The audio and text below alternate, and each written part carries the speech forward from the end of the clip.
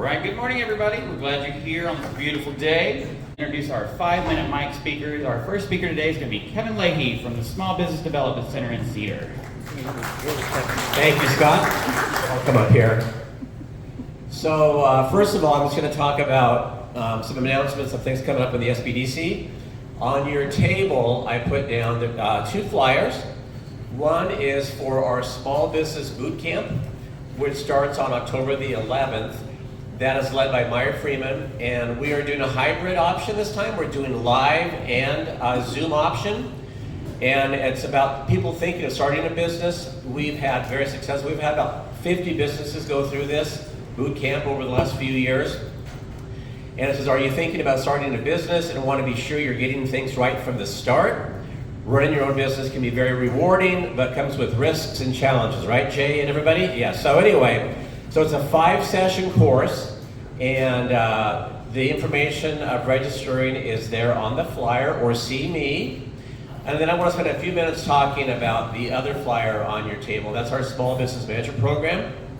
That is our signature program for the SBDC through Clatsop Community College. It's been part of the college since the late 80s. We've graduated hundreds of businesses, several of who are in the room today. I just want to kind of just read, because sometimes I think we kind of get caught up in the noise of, a workshop or whatever, but just some highlights here. So this SBM program is a unique combination of classroom learning, individual business and leadership coaching, peer-to-peer learning, and business networking, all designed around one goal: making you and your business more successful. And some of the topics that will be covered this year: unlocking your inner CEO, setting your business on a path to success; marketing planning, how well do you know your customer; entrepreneurial accounting, making sense of your financial reports; auditing your brand tax planning; financial planning, how to be a digital marketing maven and social media best practices; leadership, how to develop new customers, how to ramp up your customers' experiences; hiring and HR; securing your business's future, and building an asset and exit strategy. So it's 50 hours of training and coaching, like I said, over eight months. The sessions are 2 per month. So it basically is 4 hours of time of your time per month. And that figures out to about $7 per hour in terms of your investment from a financial, because at the end of it, the program is $699.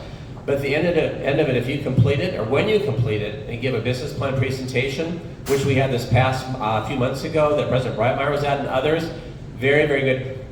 The business gets a 50% rebate back on that. So $7 per hour. Executive coaching can be up to $200 per hour. So again, see me on that. And then I think I'm going to be introducing, and then so that's any questions on what I'm just going to spend the whole time today on the SBDC before I introduce. Kevin, yes, Chris. I'll just say one thing about the SBM. I cannot tell you the number of times people come up to me and say, "Are you the president of the college?" And I say, "Yes, I'm a big shot." But then they proceed to tell me how the SBM changed their business around. I mean, unsolicited, and it's really amazing. And I've been able to attend some of the culminating events where the folks present their business plans, and again, it's just an incredible experience for those involved, and really I get excited when I listen to those folks and the optimism they have for the future and the things they've learned. So it's really a great program. Thank you, Chris. Any other questions? And so now it's my pleasure, I'd like to introduce Dan Gaffney, who is leading our effort as the manager of the Clatsop Child Care Task Force here in Clatsop County. I've been part of it for a few years. I've known Dan for years. He is the right person, the right man at the right time for this position, and he'll update his background and the great work that's being done on behalf of our opportunity here. Dan. Thanks, Kevin. So I started passing out some business cards in the back and the front. Please distribute those around as I share our journey here.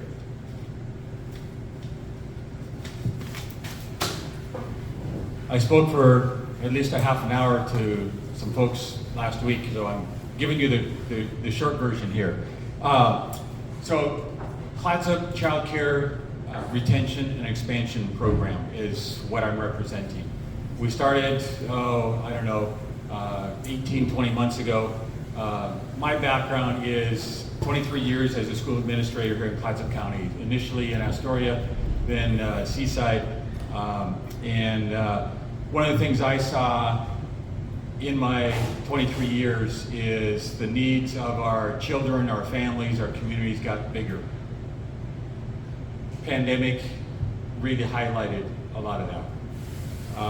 I know as a building principal, I lost employees. I lost teachers and classified staff because they couldn't find quality childcare. They could provide it better themselves. I spent the last 10 years in semi-retirement finding situations that affected kids in our communities, and that's why I want you to see my business card, is because it covers a variety of kinds of things. But really what I found is that what brought about success in any one of those endeavors was the right people come together at the right time. And I think that's what we have here with this child care task force. Clatsop County is a child care desert. That is defined as that there are at least 3 kids that need child care for every 1 slot. You've experienced that as employers, as families, as neighbors, as community members, where people cannot find child care and you lose employees. Or you're worried about employees, or they can't show up to work on time, or they get that call. It happened during the conversation last week, is one of the people in the back of the room says, just got the call, so-and-so's not coming in today because they don't have child care. Since 2017, Clatsop County has lost 1,000 child care slots. So that's before the pandemic started. So it got even worse. So we're going in the wrong direction. Child care is hard work, it's low pay, and it's expensive. Our system is broken. We need a different solution. And so my motto has always been to be the change that I want to see in the world, to get involved. That's why I love Clatsop County.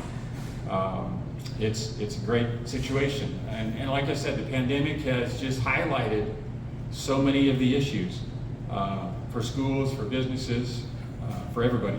You need reliable workers. Customers need reliable service. Supply chain needs truck drivers, etc. So the solution. Our group came together, we did research that was focused on Clatsop County, but we pulled from throughout the state, throughout the country, and developed a plan specific for Clatsop County.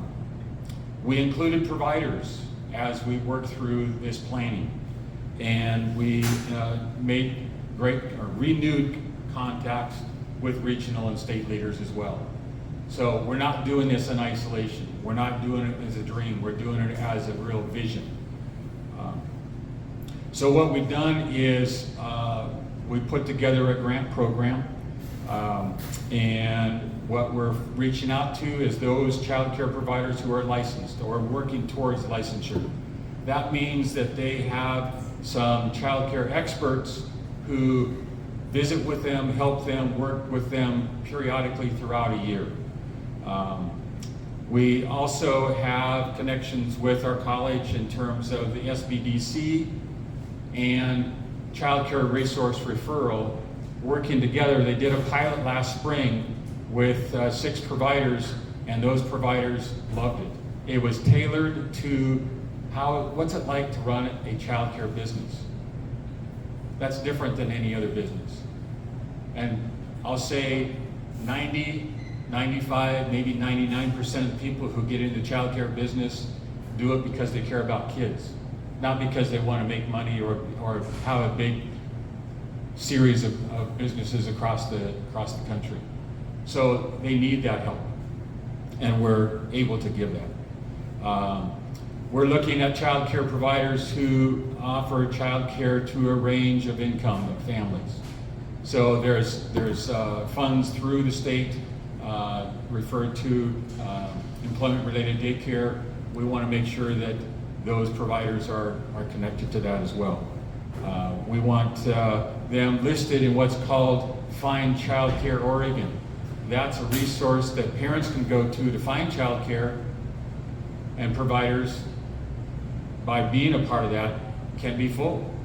As many of them have empty slots for a while until they're discovered. We partnered with Colpac, Columbia Pacific Economic Development. They are our 501c3. So any donations that are made are tax deductible. They also give us good business advice as we move through this. The county, CMH, and Providence have stepped up and made initial contributions. We have right now $275,000 to award in grants. The next couple of years, we've got $150,000 committed, but for that $275 we have right now, we have $380 worth of requests, $380,000 worth of requests from 15 providers. We met yesterday to begin to go through those grant applications, and obviously we're not going to be able to fund everybody. Really what it comes down to is there's a need for sustainable funding. We need to connect with more municipalities, businesses, block grants, philanthropic organizations, private donations, and determine what's that level of interest. Do you want to invest in the community? Do you want to support your employees? How do you want to be involved? And that's where we'll be going in the coming months, is really figuring out how to engage more folks along those lines. We continue to advocate at the state and federal level. We have folks that we've been connected with for a number of years that have been lobbying at the state level, and those ERDC monies went from 60%, they're up to 90% of the cost of childcare. So those kinds of things are happening. We have a member that's a part of Suzanne Bonamici's advisory committee. So we're making those connections, but in the meantime, we need help now, right here in Clatsop County, and that's what we're about.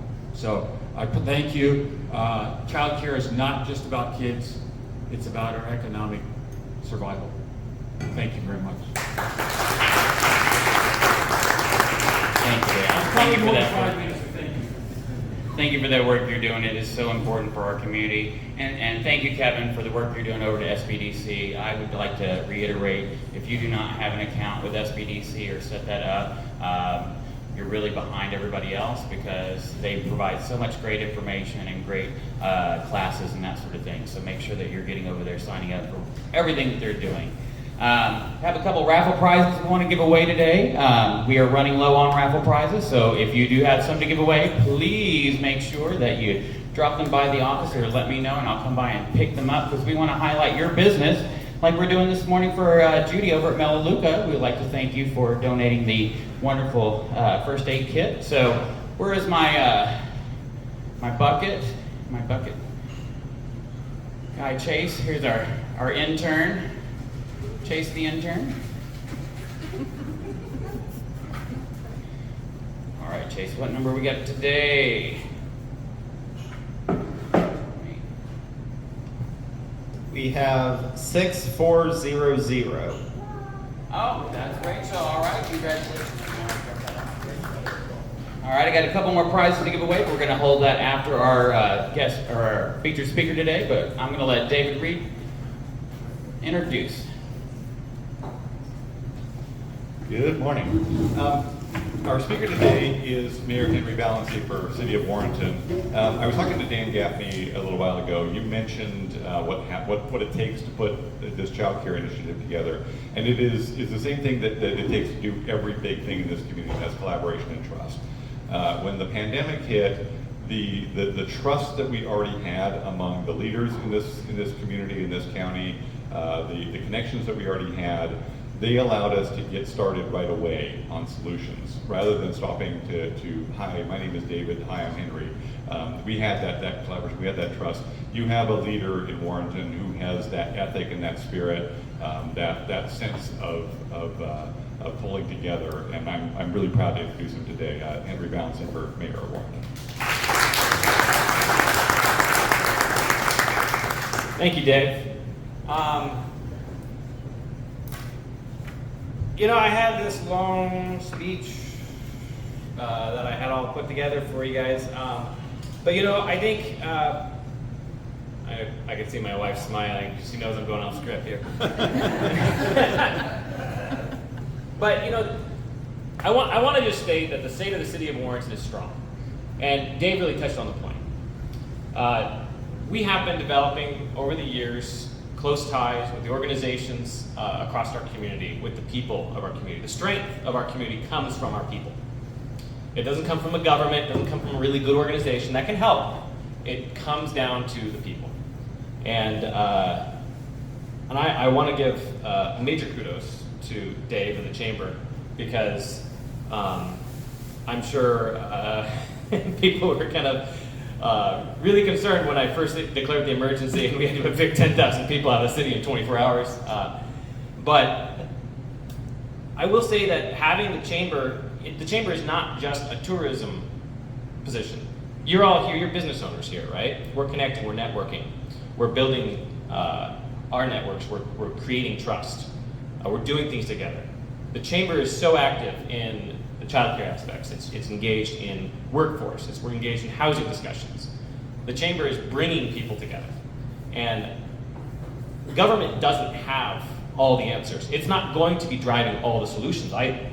We might be able to be a clearinghouse for that, but it is up to the private industry to really help bring that forward.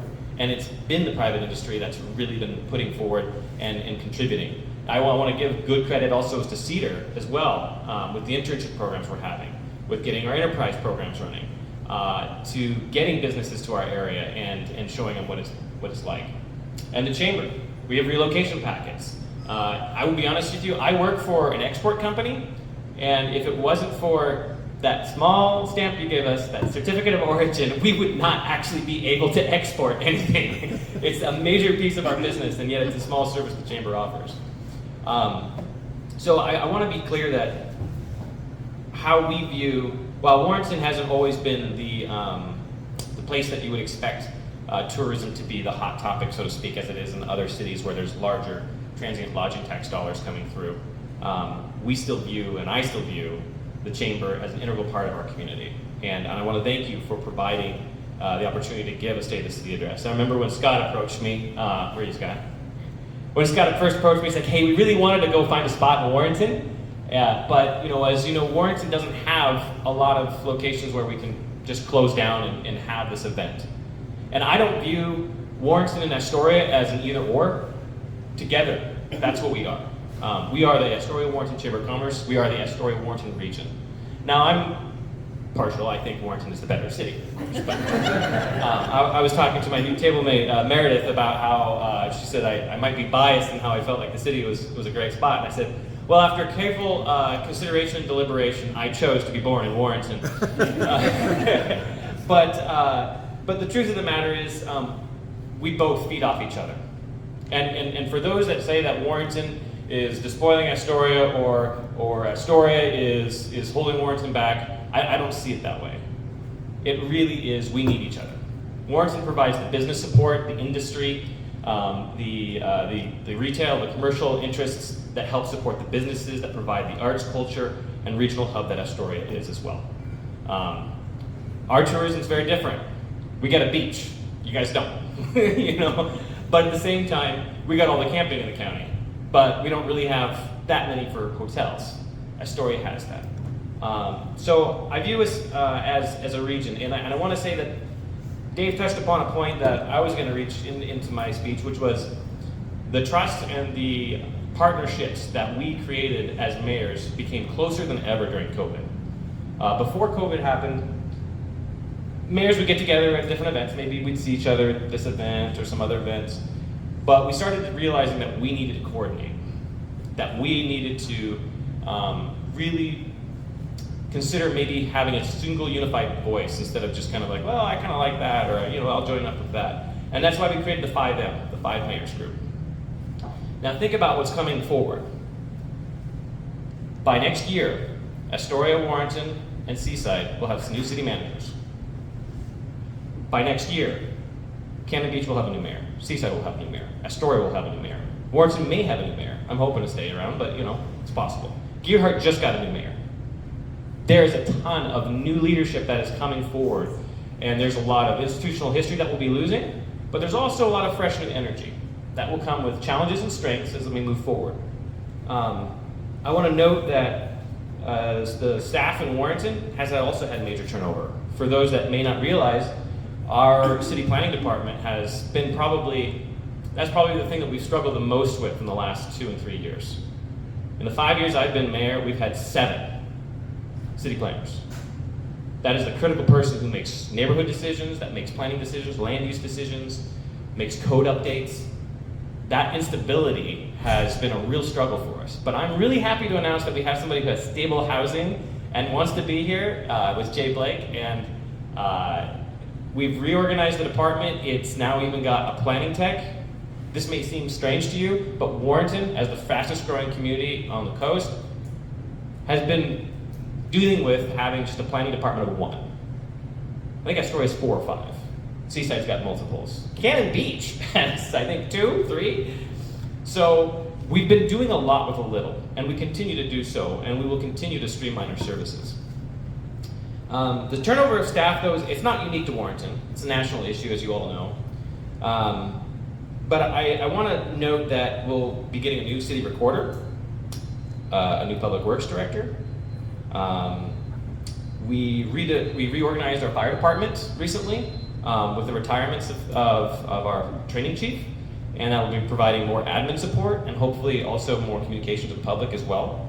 Our public works department, the city's budget committee exercised its prerogative and refocused it, so they cut a manager out of the budget and put another utility worker to try and focus on pothole repairs and infrastructure. Because let's look at it. Government's core purposes is clean water, sewer, safety, police, fire, and make sure you have roads that can conduct commerce, right? To make sure that infrastructure works. And getting back to those basics is an important thing for the city of Warrenton. I also want to note that with some of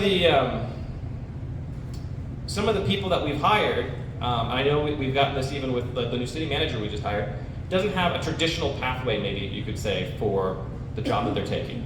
And I don't view that necessarily as a problem. Actually, I think that's a strength, because I don't know if you've noticed, but as you look across the state, new court rulings, new state legislative decisions has really hampered city government's ability to address issues.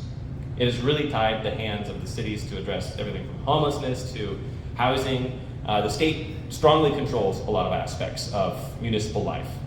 And if you want to see how that trend happened, just talk to school boards after Measure 5 in 1990.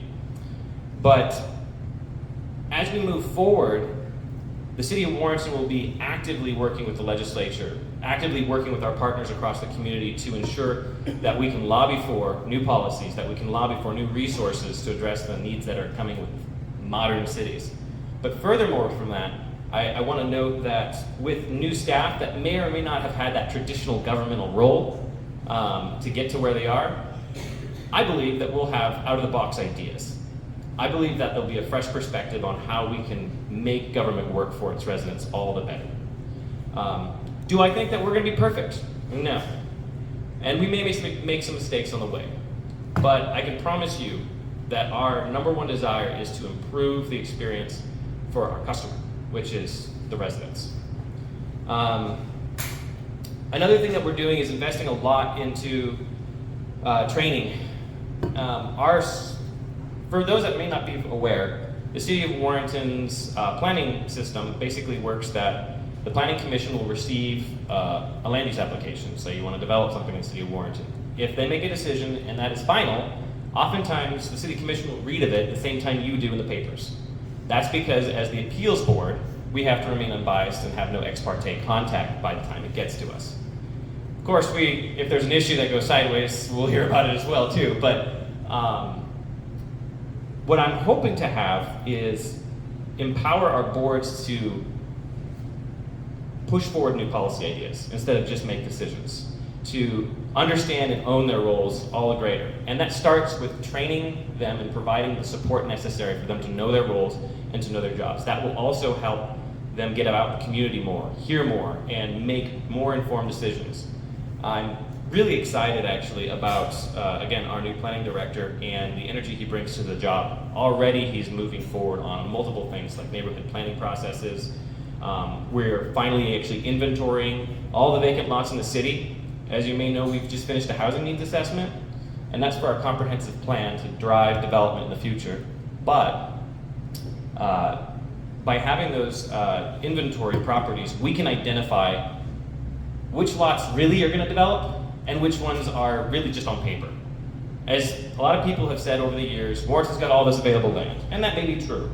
But if you really look at it, Warrenton's got a lot of wet lands, and that drives up the cost to develop significantly. All the easy lots have been built. And furthermore, if you may recall, January 6th this year, we had a flood emergency. And I was very scared, I'll be honest with you. That was half an inch, and we could have had mass inundation. And that was not from water coming from the Columbia in, that was from water backing up inside the city. Our drainage systems were created a century ago. We have 35 tie gates. Some counties don't even have that many in our city, or in their counties. And they're all old, they were set up, back in those days where the water levels were that. And when you have a massive amount of king tides and a ton of water coming in from the internal, and add to that the challenge that probably nobody really thought of until recently, which was all the non-permeable surfaces of development, that creates a real challenge to make sure to get that water out. And so what we'll be doing is we'll be strategically focusing on trying to get the permits and to get the funding to do pump stations. That's going to be the only way we're going to be able to beat that issue, because Warrenton's low. I always get a kick out of people who say the elk were there first. I said, no, the water was there first. They might have been swimming in it, but they weren't eating grass over there. And that's because Warrenton is predominantly behind diked land. I'm going to get back to what we've accomplished over the past 2 years, because the city of Warrenton hasn't been idle. Despite the pandemic, despite the mass amounts of staff turnover, we have done a lot. So Public Works has secured $2 million of state and federal funding and expected to receive another $4 million this year, or at least in the near future. Some of those are major safety upgrades. Some of these are projects that were started when my grandmother was mayor in 1995. And Jeff will know a little bit about this because you were mayor up in 2000, wasn't it? I don't even remember now. Yeah, long time ago, right? So, that's getting sidewalks from 9th Street to the high school.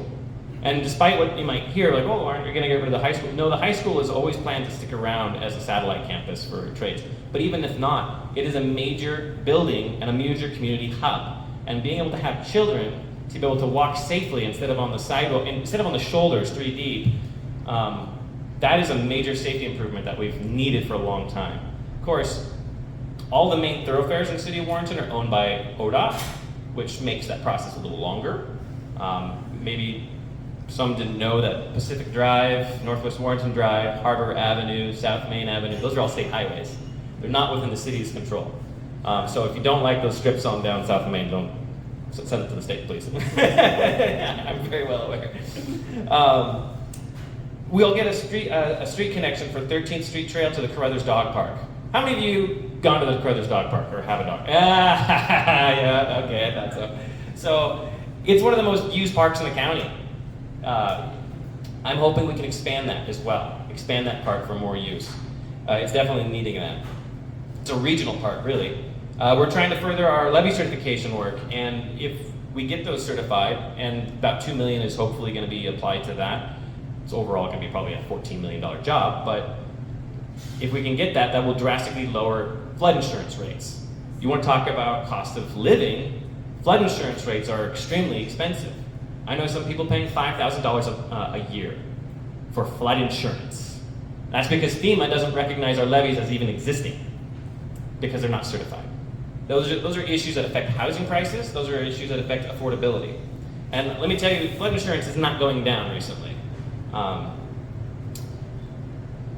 So another thing is that I'm really excited about is Public Works is researching new technologies so that you, as a constituent or anybody, can download an app or get online and take a picture of a pothole that'll geotag its location and let us know a ditch needs clearing out, a pothole needs filling. That way we can spend less time driving around the community trying to find these things and let the residents who drive by them every day pop them up for us. That can help us be more responsive, and it can help us track our progress as well. You might recall through the paper, the city is nearing its max sewer capacity. Astoria's about there too, right? Now Warrenton's got plans and has been saving for some time for a $5 million sewer plant upgrade. Now why do I mention a sewer plant? That's not really, yay, sewer, right? It's kind of sneaky, right? If we don't have sewer capacity, development comes to a halt because we can't provide the services to connect them to the services. And at one point, the city of Warrenton actually pondered a short-term moratorium on development just to try to get a handle on things. Unfortunately, that has also caused rather expensive upgrades for industrial users that are trying to come to the city. And I'm happy to note that they've been willing to pitch in to make that happen. But if we want to continue to build industry, we're going to need to get that upgraded. And that's not just for industry, that's also for our residents. So sewer's a big project. That's going to be about $5 million project, maybe more now that inflation's hit.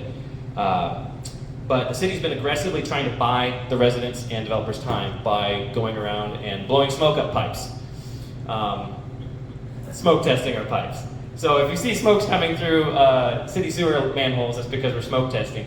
That's our way of trying to find inflow and infiltration. One of the large problems that Warrenton has is that we are low, right?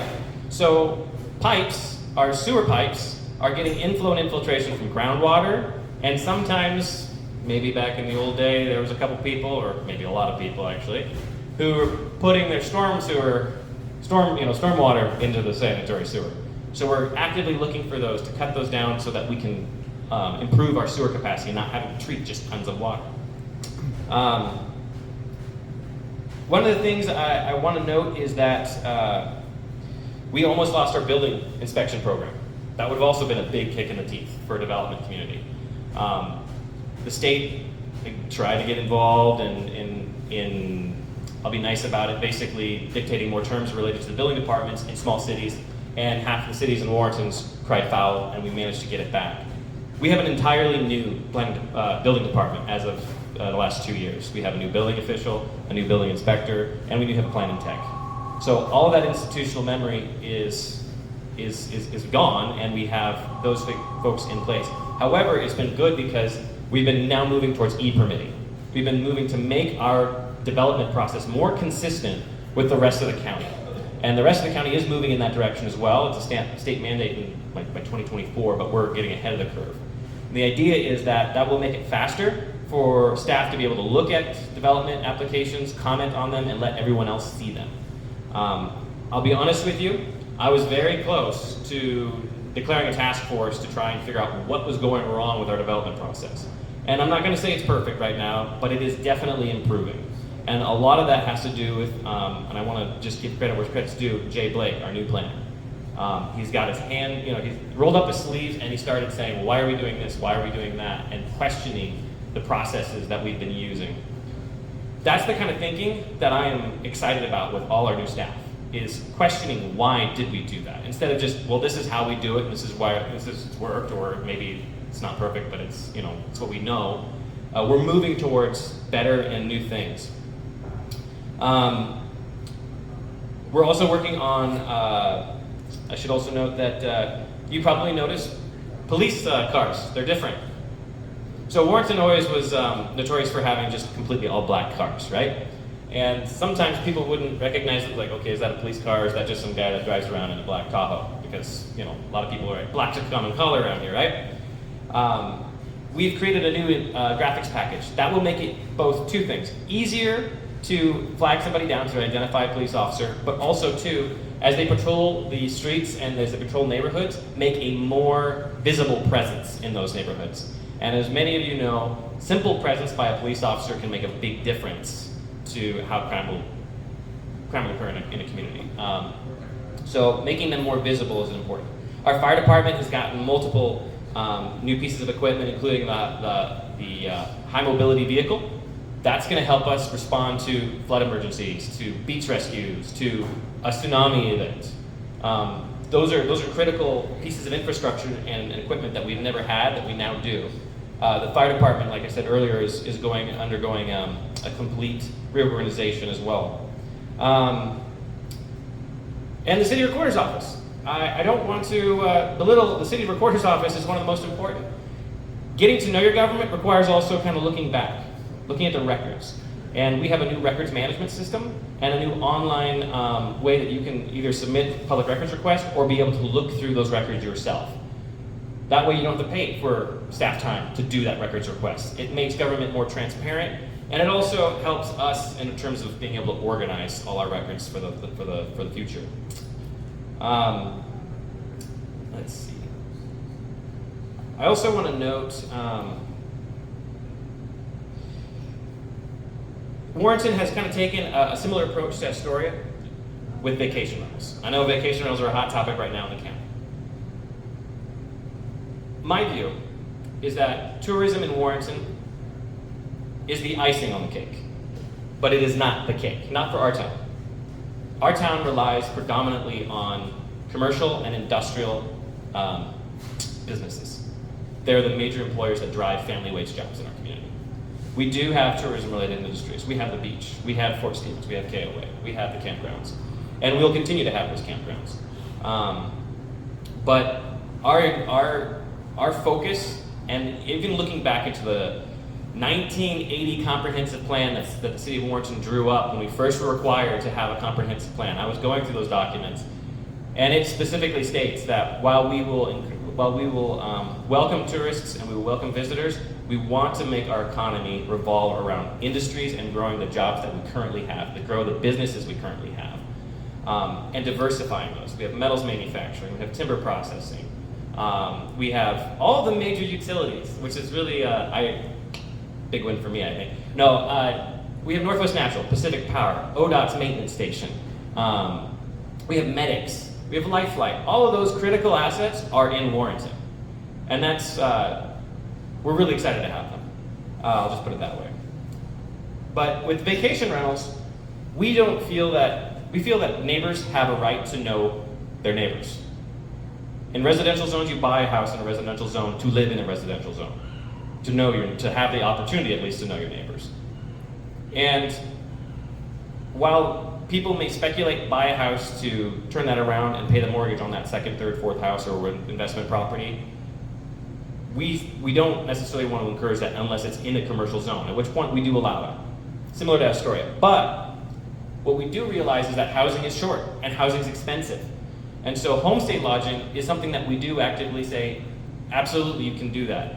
And homestay lodging is when a person can rent out rooms in the house that they live in. The idea is that you may not be able to afford your mortgage had you not do that. And so that's part of, in a way, housing affordability with some guardrails on it to make sure that the neighborhood doesn't turn into a biker barbecue or something like that with 30 people. We've had that once before. But I want to also note some of the things that are coming forward. And some of the things that we're doing to move forward revolve around issues that you know that are prominent around cities. Homelessness, right? Now, Warrenton hasn't actively been holding hearings like you would see in Astoria or Seaside. We've been actively watching those, and trust me, we have. We've been looking around the entire state to see what is working and what's not. But one of the major impetuses that we have is, or one of the major pushes we have, is that Warrenton's represented on the Oregon Mayors Association Board. And the Oregon Mayors Association Board has created a task force to ask the legislature, as a united front of mayors, for resources and policies to help better address this issue. I refuse to believe that the state can't find a way to make cities, or to better support cities and provide policies necessary to deal with that so that we don't have sprawling neighborhoods just across all around areas. Nobody wants a camp in their neighborhood. At the same time, nobody wants to just completely forget about these people and let them just rot away on the vine. So we need support structures, but we also need to be realistic. We're not going to build ourselves in the next 5 years out of the housing crisis. I'm just going to be straight with you on that. Anybody who tells you that is lying. there is not enough capital enough to invest in, let alone land that's cheap enough to build affordable housing to build ourselves out of this crisis in the next 5 years. Well, that's why I am such I harp on this really hard, is that we have available inventory already on the market that if we convert it to housing versus from its commercial uses, could be used to help backfill that need. It also is an issue related to making sure that we look at our cities as for our residents and our constituents first and foremost, and not for those that are coming to, that we share it with, so to speak. We need to take care of ourselves first. That's where the Warrenton for Warrenton mantra comes from. It's not to say we're isolationists, it just means we have to make sure we take care of our people first. So I'll kind of get this short because I know we're running out of time. But what I want to say is that I have a lot of hope. Yes, there is major challenges ahead, from staffing to the cost of goods. I mean, you notice that inflation has been, what, 8.5% average this year. I think it was 7 last year. The average percent of property tax growth for city budgets is 3%. And that's capped by the state constitution. It can't be changed. So that's why operations levies, like our library, are so critical to ensure that those services are still provided. And we even fund part of our police department through an operations levy. Our challenges are great, but I think we can rise to the occasion. I think we can continue to listen to people, to listen to our constituents, and shape the community in the way that we want to live. So if I could close up, I would just say the strength of our city, again, is in our people. And that requires the village, so to speak. Government's not going to make good neighbors for you. It's up to us as individuals to reach out and to get to know our neighbors if you don't know them, to meet people at the events you go to volunteer with organizations like the Chamber, to make the community run. And by making that greater investment, we will make our society stronger, and we will also be better participants in making the change we wish to see in our futures. So, if there's any questions, I can take them. Thank you.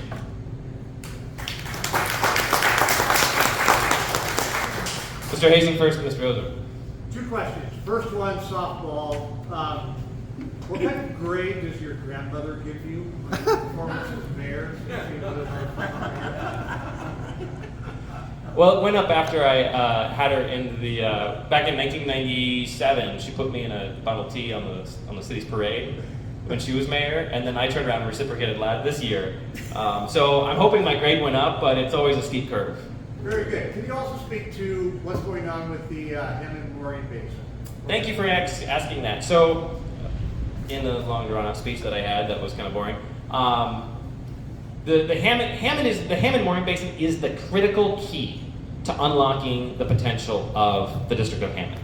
And we already have in our capital improvement plan multiple projects for the Hammond Mooring Basin. Some of it is repairing the pilings and then moving towards the docks. But I guess you could say my soul, a lot of energy. I'm gonna put, this is gonna be like a signature project. You know, one of the things that I first did when I got elected was I wanted to get the Hammond Marina in the city's ownership. And that took a lot of effort, we got it. But getting the funding necessary to both plan and engineer and then build a public fishing pier is probably going to be the major project in that area, next to also reinstating the old master plan, which included having a small conference space, having a boardwalk, having improved areas for people to recreate, and to really make that a gem. Because right now it's been withering in the vine, you know, and part of that's because the Corps was a difficult landlord as it got later in our relationship, and we didn't own it, so it was hard to invest capital. The reason for that fishing pier came about because ODFW let us know that there is no public fishing access for salmon and crab on the lower Columbia River on the Oregon side. We're the only major port or, recreation port in the entire state that doesn't have one. And yet we have the largest fishery in North America with buoy 10. So during the pandemic, I noticed there was a lot of people who were in wheelchairs. There were a lot of people who came to the Seafarers Park to view the river, to see the ships go past by. And I also saw people trying to get on sleds, boats, when want to go crabbing or something like that. That's a dangerous proposition to be on those docks in the middle of October. And I was just thinking, and I was like, these people live so close to the resource, and yet they are so far from being able to access it. And to be able to have that fishing pier would be something for them, but also for everybody. But yeah, the master plan, there were some updates that were made. We have we have a Marina Advisory Committee, which has been actively working to try and drive funding and planning for that. Stay tuned, there's going to be some city planning projects in the works, probably next year, on driving what do we want that to look like so that when new development comes, it doesn't just become a hodgepodge of different looks. It'll be something that could really have a sense of place. Mr. Oder? Thanks. I'm sorry. You noted that Warrenton is the fastest growing community in this area. And I think your population growth over the last 10 or 12 years is something like 30%. How has Warrenton changed kind of from a socioeconomic point of view in the last decade? The question is, how has Warrenton changed in the socioeconomic view in the past decade? Well, it's not the small town that I grew up in, so to speak. At the same time, it still is. Obviously, we have a lot more development. We have a lot more commercial resources. In terms of what people are doing, I can recall about 10, I think it was 10 years ago, might have been a little further back than that. I remember when Weyerhaeuser bought the mill and it closed, and that was a gut punch to the community. That was about, might have been 2007, 2008. And it stayed closed for several years. That was a real gut punch to the community. And then Hampton came down, modernized it, and started employing people and still trying to look for workers. And I would say that companies have grown in the city. Of course, processes have improved. But if you look at the statistics, most of Warrentonians that live in Warrenton don't actually work in Warrenton. They work elsewhere in the county. It's like, again, we're an interconnected region. That trend has kind of, I think, if I could put my finger in the air, shifted more towards, working outside the city.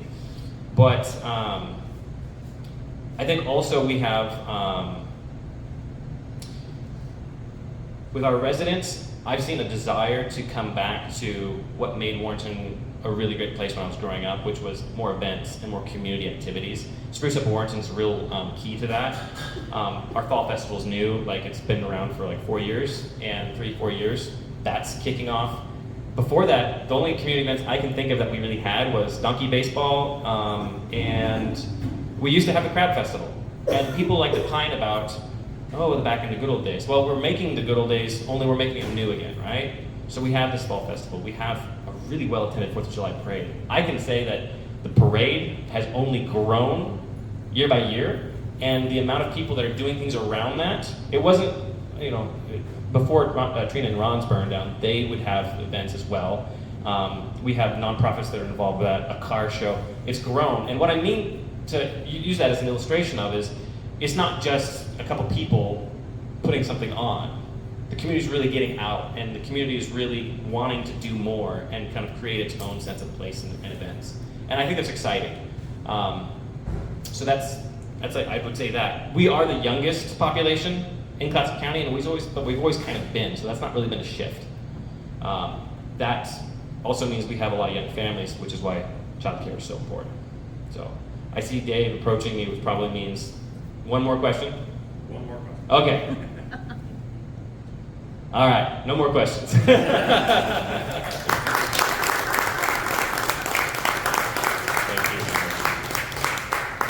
Thank you, Henry. Henry, can you stick around for a few minutes for a few questions? Thank you for mentioning Spruce Up Warrenton, by the way. They're a real jewel. They are really, really doing some wonderful things. A good energy in that group, and thanks to Regina for being part of that for them. I think we want to once again thank our coffee sponsor, TLC Division of Fiber Federal.